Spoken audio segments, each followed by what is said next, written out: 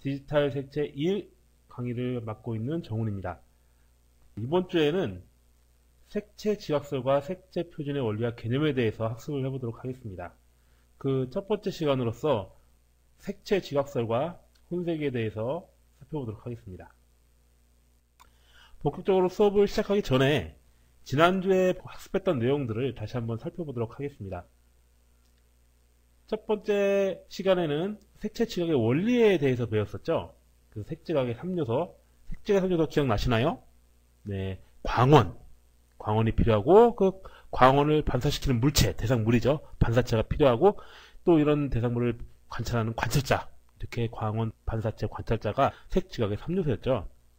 그리고 색지각 과정 기억나시나요? 동공과 수정체를 지나 망막에 빛이 도달해서 원뿔세포, 막대세포를 통해서 색상과 명암의 신호를 뇌에 전달하는 그런 지각 과정 배웠었죠. 그 눈의 구도도 함께 학습을 했었고요. 더불어서 망막에 있는 원뿔세포와 막대세포, 초상체와 간상체라고도 하죠. 그 감지하는 세포에 대해서도 학습을 했었고, 색감지 물질 그리고 생명에 대해서 학습했습니다. 색감지 물질 기억나시나요? 빨간색을 감지하는 에리스로라베, 그리고 초록색을 감지하는 물질이 뭐였죠? 클로로라베, 그리고 파란색을 감지하는 물질 시아놀라베, 이렇게 있었습니다. 이것이 이렇게 색채 지각의 원리에 배웠었고, 이것이 생리적 지각 현상에 대해서 배웠었죠. 그래서 색수능과 관계된 색채 향상성, 명수능, 암수능, 그리고 추상체와 간상체가 지각을 갖게 하게 되는 명소시, 암소시, 그리고 방명시, 어스름한 그런 빛이 별로 없는 때 나타나는 프르킨 현상에 대해서 배웠었고요. 원뿔세포, 막대세포, 시감도, 세금 형상, 베졸트 브루케 현상 기억나시나요? 명도가 바뀌면은 색상의 느낌이 바뀐다는 베졸트 브루케 현상. 그리고 비슷하지만 채도가 바뀜으로써 색상의 느낌이 바뀐다는 에브니 효과. 그리고 물리보색과 심리보색에 대해서 학습을 했었고, 마지막 지난주에 셋째 시간에는 착시에 대해서 학습을 했었죠. 그래서 망막 이치와 색상에 대해서 먼저 공부를 했었고, 면적 효과, 제3색각 이삭이라든가 메카로 효과, 색채 주관성 하면서 페오노 효과에 대해서 배웠었죠. 또 페오노 효과를 가장 잘 나타내는 것 기억나시나요? 베남의 코마, 베남의 팽이었죠. 그리고 마지막으로 착시, 물리적 착시, 인지적 착시에 대해서 학습을 했었죠. 이것과 더불어서 정확히 착시라고 말할 수는 없지만 사람이 물체를 지각하는 방식에 대해서 학습을 했었죠. 그게 무엇이었죠? 네, 게슈탈트 이론이었습니다. 조형심리학이라고도 하고요. 형태주의 이론이라고 볼 수가 있겠죠. 이 게슈탈트의 법칙, 지각체제와의 법칙이라고도 한다고 말씀을 드렸는데, 이 게슈탈트 법칙에 무엇이 있었는지 혹시 기억나시나요? 서로 비슷한 것끼리 그룹핑한다는 유사성의 법칙, 연속되어 있는 형태를 따라간다는 그런 연속성의 법칙, 그리고 인접한 것끼리 그룹화한다는 인접성의 법칙. 어떤 물체가 방향성을 가질 때 그 방향성을 가진 물체들을 또 하나의 그룹으로서 인지를 하게 된다는 그런 공통 운명의 법칙. 그리고 형태를 심플하고 이해하기 좋은 형태로 사람들이 지각을 하게 된다는 프레그난츠, 좋은 형태의 법칙이 있었고요. 어떤 형태들이, 다양한 형태들이 있을 때 그것을 익숙한 그런 조형으로서 조합을 하고자 하는 그러한 지각성, 친숙성의 법칙이 있었죠. 이런 것에 대해서 학습을 했습니다. 지난 시간에 좀 이론적으로 살짝 어려울 수도 있는 그런 내용들을 많이 배우셨는데요. 일단 이 4주차의 첫 시간은 지난주에 배웠던 것과 약간 연관성이 있습니다. 저희 1교시에는 색채 지각설 그리고 혼색에 대해서 배우는데, 일단 색채 지각설의 원리에 대해서 이해하는 것이 이제 첫 번째 1교시의 학습 목표가 되겠고요. 그 다음에는 혼색의 개념을 이해하는 것이 또 1교시 학습 목표가 되겠습니다. 1교시의 주요 내용은 색채 지각설의 원리를 이해하기 위한 그런 내용들이 있고요. 그리고 혼색의 종류에 대해서 또 학습이 준비되어 있습니다. 자, 먼저 색채 지각설 한번 살펴보도록 합시다. 자, 지난주에는 색채 지각의 원리에 대해서 배웠는데요. 이런 원리들이 과학적으로 검증되기 이전에 여러가지 사람들은 이렇게 색을 지각한다 라는 이론들이 있었습니다. 그것이 뭐 크게는 이제 세 가지 정도로 구분이 되어질 수 있겠는데요.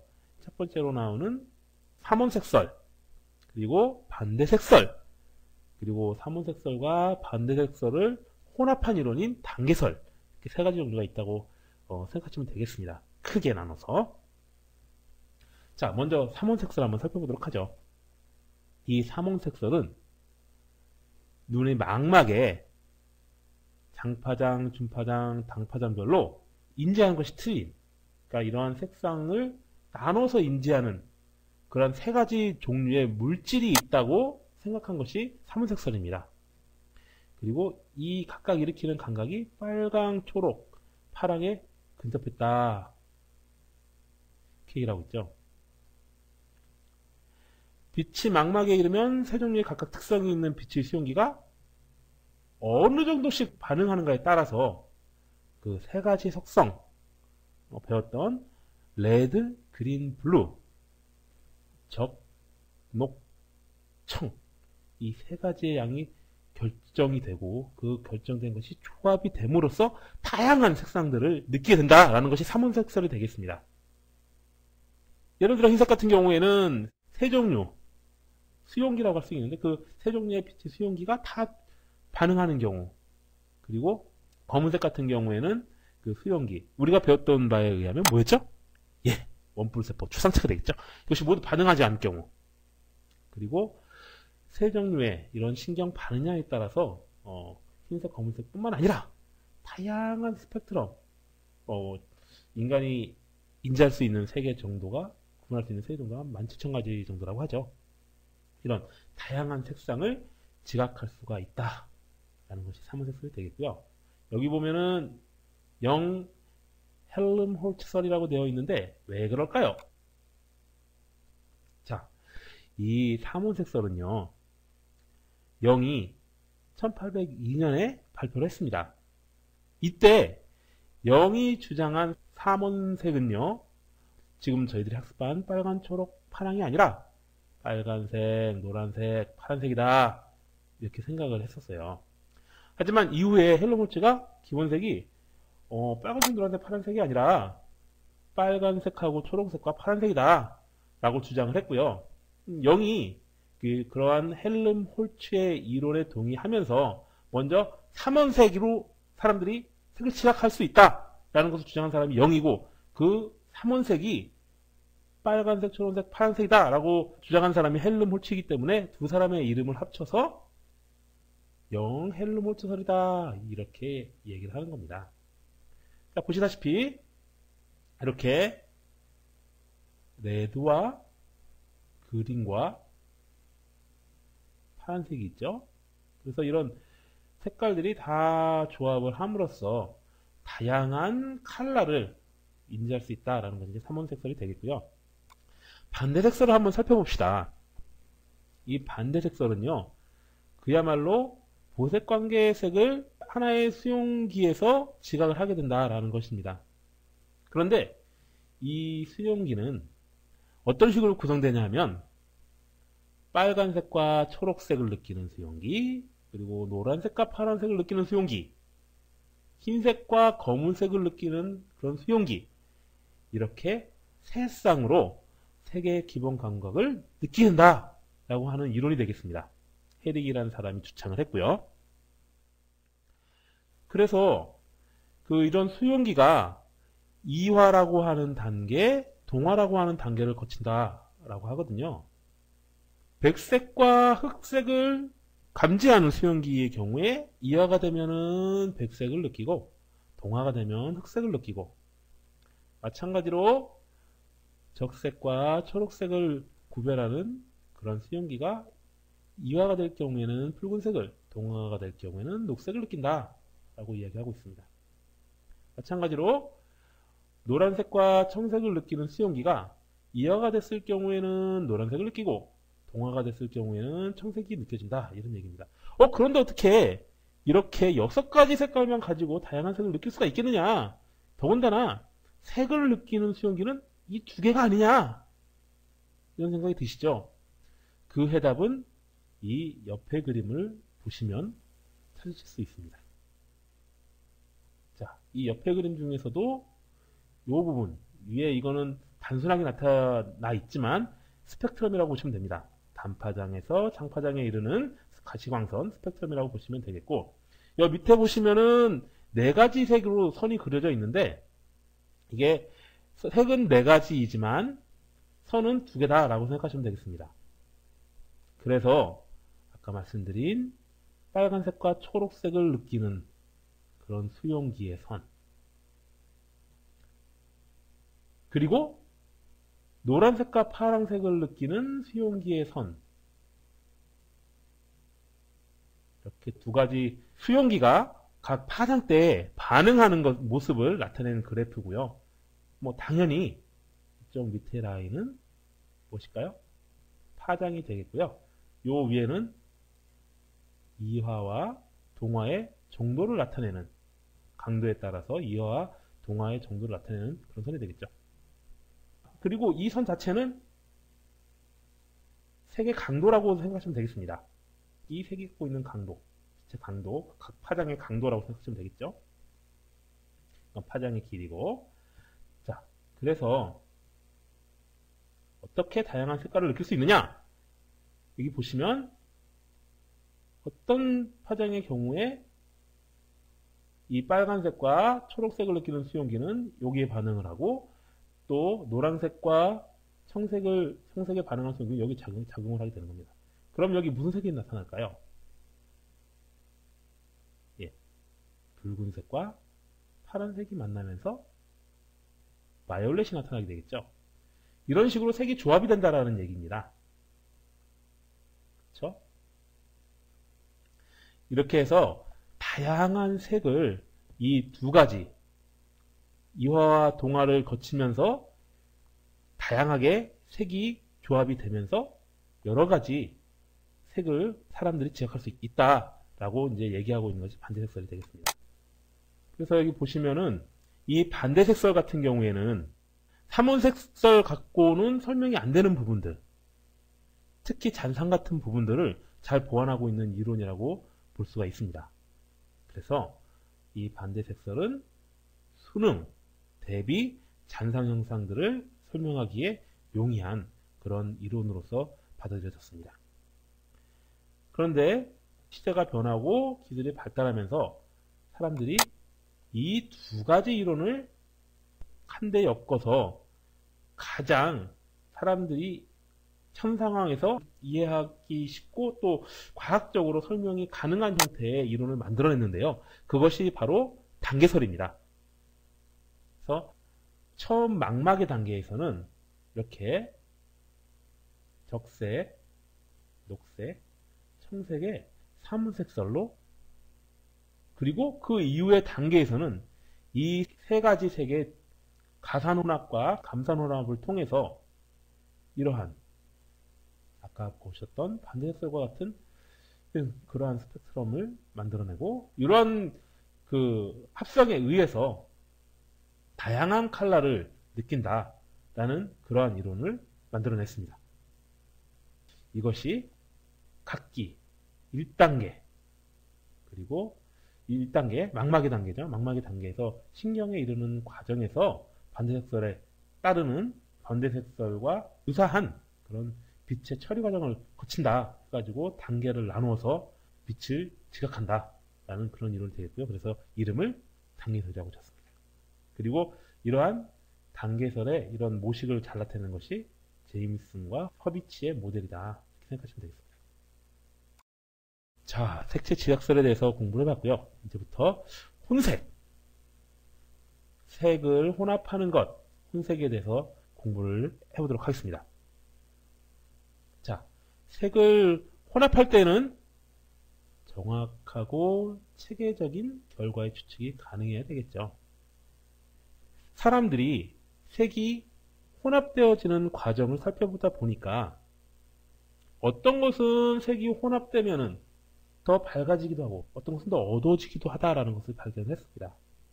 그래서 그 섞여지는 빛, 색, 어떤 물질이 섞여지느냐, 대상물이 어떤 것이냐, 어떤 대상물이 혼합되어지느냐에 따라서 혼색이 되는 양상이 바뀌기도 하고, 혹은 어떤 대상이 어떤 방식으로 대상물과 그 섞는 수단, 방법에 따라서 이런 섞여지는 정도가 다르다는 것을 발견했거든요. 그래서 이런 섞어지는 종류를 크게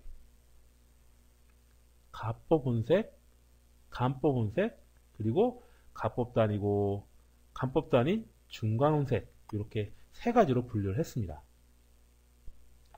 먼저 가법 혼색부터 살펴보도록 하죠. 가법 혼색은 말 그대로 혼합할수록 더 밝아지는, 빛이 더해지는, 그렇죠? 빛이 더해지니까 더 밝아지겠죠. 그래서 혼합할수록 더 밝아지는 혼합이 가법 혼합입니다. 빛이 서로 더해져서 점점 밝아지는 원리. 우리 주위에서 많이 찾아볼 수 있죠. 텔레비전, 모니터, LCD 모니터, 뭐 전구라든가 무대 조명 같은 것들 전부 다 빛으로 시각을 자극하고, 그리고 그 빛이 더하면 더할수록 더 밝아지는, 명도가 높아지는 그런 양상을 보이는 것들이죠. 가장 대표적인 원색으로 영헬름홀츠의 색채지각설에 근거한 빨강, 초록, 파랗게 삼원색이 가장 대표적인 원색이 되겠죠. 자, 그라스마니안 사람이 나름대로 이런 혼색의 법칙들을 정리를 했습니다. 여기서 이제 주의해서 보셔야 될 것은 이 소문자 RGB입니다. 가법 혼색이나 중간 혼색이나 간법 혼색이나 다 이런 RGB가 들어가 있는데, 이런 RGB의 의미가 틀리다 이겁니다. 특히 소문자 R을 잘 주의해서 보셔야 되는데, 이 가법 혼색에서의 소문자 RGB는 색상의 광량입니다. 광량. 쉽게 말하면은 그 빛의 강도라고도 말을 할 수가 있겠죠. 광량이 많으면 더 밝아지겠고, 광량이 떨어지면 더 어두워지겠고. 그래서 공식은 굉장히 간단합니다. 각 색에다가 각 색에 그 각 색이 가진 광량을 곱한, 한마디로 RGB의 강도가 되겠죠. 그 강도의 합이 우리가 지각하는 색이 된다 라는 그런 이론이 되겠습니다. 그라스만의 법칙. 그리고 잘 유심히 살펴보시면 마치 먼셀의 색채기처럼 이 가법 혼합에서도 서로 마주보는 것들끼리 보색 관계가 성립되는 것을 느끼실 수가 있겠는데요. 첫 번째, 레드.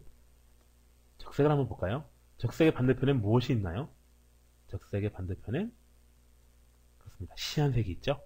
사이안이라고도 하고, 저는 습관적으로 시안이라고 합니다. 시안 컬러가 있는데, 이 시안 컬러가 어떻게 해서 나온 색일까요? 네, 주변에 청색과 녹색이 합쳐진 색이죠. 청색과 녹색이 합쳐진 이 시안, 이 보색이 되겠고, 이런 두 보색이 합쳐져서 그렇죠, 흰색이 됩니다. 마찬가지로 그린의 경우에는 마젠타, 이 마젠타는 적색과 청색이 합쳐진 것이고요. 또 이런 보색이 합쳐짐으로써 백색광이 되고요. 마찬가지로 청색의 반대편에는 노란색이 있죠. 노란색은 적색과 녹색이 합쳐진 컬러이고요. 가단혼합된 컬러이고요. 그래서 이렇게 두 색이 합쳐지면 역시 마찬가지로 흰색이 되죠. 이런 것을 볼 수 있는 것이 모니터라고 말씀드렸죠. 대부분 저희들이 인쇄 매체가 아닌 빛을 통해서 감지하는 그런 매체들, 미디어들 대부분이 이런 RGB를 이용한 가법음색을 활용을 하고 있습니다. 그럼 중간음색은 무엇일까요? 가법과 간법음색의 중간. 혼합하였을 때 어떤 명도의 변화가 없이 중간 밝기가 되는 혼합. 것을 중간혼합이라고 합니다. 이 중간혼색에는 크게 병치혼색과 연속혼색이 있는데요. 병치혼색 같은 경우에는 어떤 색과 색을 직접 섞지 않고 서로 병행해서 위치시키는, 그래서 병치가 되겠죠. 병행해서 위치를 시킨다, 병치한다, 그러한 의미의 병치혼색이 되겠습니다. 같이 위치시킴으로써 명도를 떨어뜨리지 않고 딱 그 마주한 색깔, 접한 색깔의 중간 색으로 인지가 되게 하는 것, 그것이 병치혼합이 되겠죠. 예를 들어 직점물이나 점유화 같은 경우에 가까이서 보면 이렇게 두 가지의 컬러들이, 두 개나 여러 개의 컬러들이 접해 있습니다. 멀리서 보면 이 색들이 혼합이 돼서 한 색으로 느껴지게 되죠. 이때 이 두 색을 이론상으로 합한, 이론상으로 그 명도가 더해지거나 빼지지 않은 그런 컬러로 느껴지게 된다는 것입니다. 그리고 연속혼색이라는 것은 노출 시간이 어떻게 되느냐에 따라서 그 지각되는 색상이 틀려진다는 것이죠. 예를 들어 팽이 같은 것들 있죠. 그것이 돌면서 노출되는 양, 그리고 시간이 있겠죠. 그 양과 시간에 맞춰서 딱 중간혼색이 된다는 것입니다. 빛이라면은 더 밝아지겠고, 뭐 안료라든가 인쇄하는 것이라면 더 어두워질 수가 있을 텐데, 이것은 그런 식으로 섞여지는 것이 아니라 위치가 바뀐다거나 아니면 순간적으로 잔상에 의해서 어떤 색이 혼합되는 것이기 때문에 그 색이 이론상의 중간값으로, 이론상의 중간값과 일치한다는 것이죠. 그래서 여기도 마찬가지로 병치혼합이나 연속혼합이나 다 그라스만의 공식이 나와 있는데, 마찬가지로 살펴보실 부분은 병치혼합 같은 경우에는 면적 비율을 기준으로 해서 그 값이 정해지는 것이 되겠고요. 좀 하나 알집이죠. 가산이 되는. 그리고 연속혼색 같은 경우에는 노출 시간이 되었죠. 노출 시간 비율별로 이 지역되는 색이 바뀐다 라는 그런 개념 가지시면 되겠습니다. 자, 마지막으로 간법혼색이 있는데요. 자, 여기 보시면은 제가 그림을 두 가지로 준비를 해왔습니다. 첫 번째 그림은 지금 그 설명드리고자 하는 간법혼색 혹은 감산혼합이라고도 하죠. 그리고 요 옆에 있는 것은 좀 전에 설명드렸던 가산혼합입니다. 왜 두 개를 같이 놓았을까요? 이 이미지를 유심히 살펴보시다 보면 재미있는 현상을 하나 발견하실 수 있습니다. 그것이 무엇일까요? 우리가 흔히 초등학교나 중학교나 고등학교 때 배운 내용을 보면 감산혼합은 빨노파다 이렇게 배웠죠. 그런데 자세히 보시면은 그것이 빨로파가 아니라는 것을 아실 수 있습니다. 감산혼합에서의 기본이 되는 삼원색은 옆에 보십시오. 가산혼합의 그림을. 가산혼합의 삼원색의 중간혼색이 이 중간혼색들, 그린과 블루의 중간혼색들, 그리고 레드와 그린의 옐로우, 이 색깔들이 바로 간산혼합의 그렇습니다. 삼원색이 되는 그런 관계가 있는 거죠. 그래서 이 수업을 배우신 분들은 감산혼합 혹은 간법혼합의 삼원색이 무엇이냐라고 물으면은 빨로파라고 대답하시면 안 됩니다. 감산혼합의 삼원색은 마젠타, 시안, 옐로우다 이렇게 대답을 해주셔야 됩니다. 그렇죠? 또 이런 관계가 되다 보니 재밌는 것이 뭐냐면 이렇게 감산혼합의 삼원색의 중간은 아까 설명드린 것과는 반대로 가산혼합의 삼원색이 되는 거죠. 적, 녹, 알, 지, 비 이런 식으로 되는 거죠. 그래서 저희 교재에 보면은 이런 식으로 색이 표시가 되어 있는 것을 보실 수 있습니다. 여기 R, G, B가 있고요. 거기에 따라서 옐로우, 시안, 마젠타 위치해 있죠. 자, 이렇게 오늘은 색채 지각설 그리고 혼색에 대해서 학습을 해봤습니다. 간략하게 한번 정리를 해볼까요? 색채 지각설엔 삼원색설, 반대색설, 단계설이 있다. 단계설은 첫 번째에는 삼원색설의 그 삼원색, 2단계에서는 반대색설을 적용을 했다. 혼색 한번 볼까요? 혼색에는 가산혼색, 중간혼색, 감산혼색이 있고요. 중간혼색에는 위치를 같이 병행시켜 놓고 멀리서 봤을 때 섞여 보이는 병치혼색, 그리고 뭐 회전을 시킨다거나 아니면 정의 단상을 통해서 색의 중간치를 찾아내는 명도 중간치, 명도의 변함없이 그 이론상의 혼색과 동일한 그런 색을 얻어내는 연속혼색, 이렇게 있다는 것을 배워봤습니다. 2교시에는 우리가 흔히 알고 있는 원셀이나 오스발트 같은 그러한 색 체계의 기초가 되는 어떤 색채 표준에 대한 내용을 학습해 보기로 하겠습니다. 그럼 2교시에 뵙도록 하겠습니다. 수고하셨습니다.